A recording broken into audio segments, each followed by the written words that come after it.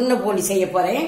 அதுக்கு நான் வந்து 1 கப்பு கடலைப்பருப்பை 1 மணி நேரம் ஊற வச்சு 1 விசில் வேக வச்சு எடுத்து வச்சிருக்கேன். இங்க பாருங்க, நல்ல குழையே வெந்துடக்கூடாது, இந்த மாதிரி வெந்திருக்கணும்.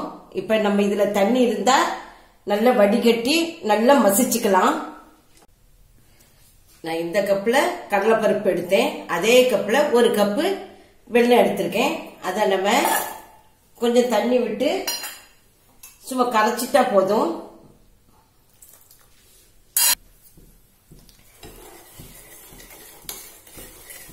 இப்ப மைதா மாவு எடுக்கிறேன். மைதா மாவும் 1 கப்பு எடுக்கிறேன்.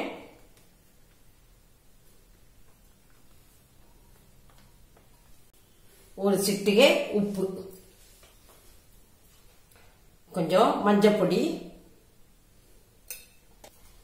நம்ம 1 ஸ்பூன் அப்படி எண்ணெய் விட்டுக்கலாம். எண்ணெய் விட்டு நம்ம நல்லா கலந்துக்கிட்டு கொஞ்சம் கொஞ்சமா தண்ணி விட்டு கொஞ்சம் தளர்வாவே நம்ம பிசைஞ்சிக்கலாம்.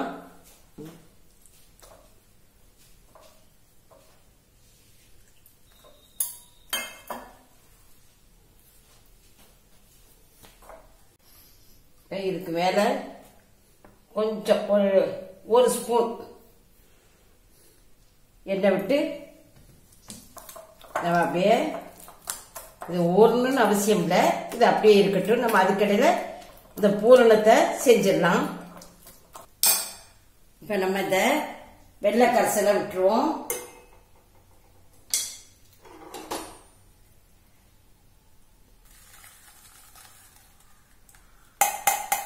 பண்ணிட்டு நல்லா நம்ம கிளறிட்டே இருக்கலாம். இதுல தேங்காய் கூட நம்ம போட்டு செய்யலாம். ஆனா நான் இன்னைக்கு தேங்காய் போடல. நல்லா இறுகி வந்துடும், கைவிடாம கிளறிக்கிட்டே இருங்க. பாருங்க, நல்லா இறுகிட்டு இப்ப ஏலக்காய் பொடி போடுறேன்.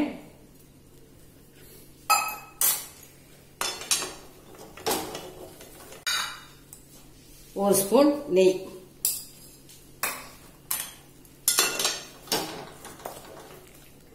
இது நல்லா ஆறுனா உங்களுக்கு நல்லா இறுகி வந்துடும்.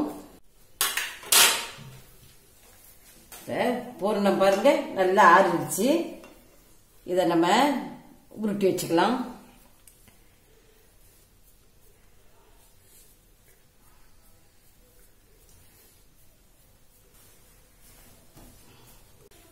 இப்ப நம்ம இந்த மைதா மாவை கொஞ்சம் எடுத்துக்கலாம்.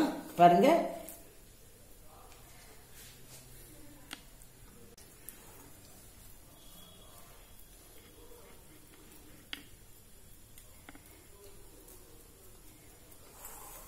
உங்களுக்கு வாழை இலை இருந்துன்னா அதுல கூட அப்படியே தட்டி போடலாம். என்கிட்ட வாழை இலை இல்லாதனால நான் இப்படி சப்பாத்தி போடக்கூடிய பலகை எடுத்திருக்கேன்.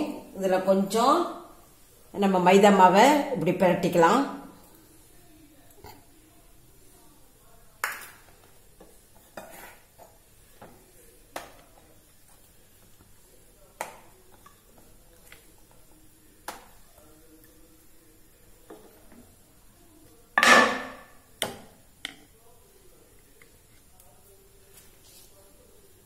இப்படி ஒரு உருண்டை எடுத்து வச்சு இதை இப்படி இந்த மைதா மாவுல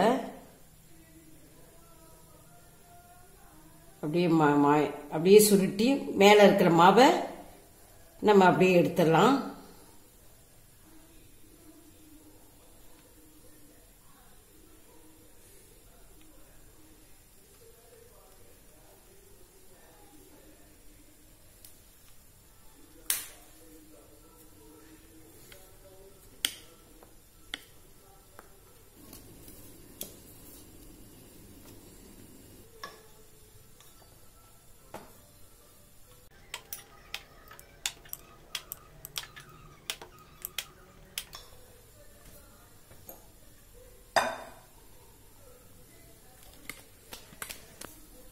இப்ப நான் ஒரு தோசைக்கல்ல வச்சிருக்கேன்.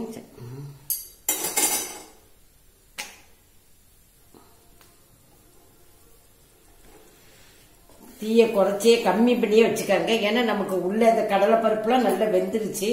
இந்த மேல உள்ள மாவு தான் நமக்கு வேகணும். நான் பாருங்க ஒரு ஸ்பூன் நெய்யும் கொஞ்சம் எண்ணெயும் இப்படி கலந்து வச்சிருக்கேன். ஏன்னா நெய்யில் உள்ள இந்த பிளேவர் நமக்கு கிடைக்கும். அதே சமயத்துல நல்ல சாஃப்டாவும் இருக்கும்.